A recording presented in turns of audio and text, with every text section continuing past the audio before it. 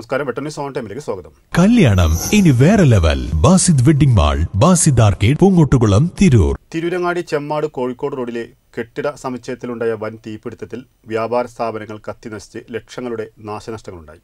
ഞായറാഴ്ച ഉച്ചയ്ക്ക് 1:30യോടെയാണ് തീപിടുത്തമുണ്ടായത്. Trendy and customise collection, best in budget. Theyyam പാട്ടിൽ പോലൊരു ഓപ്ഷൻ വേറെ ഇല്ല.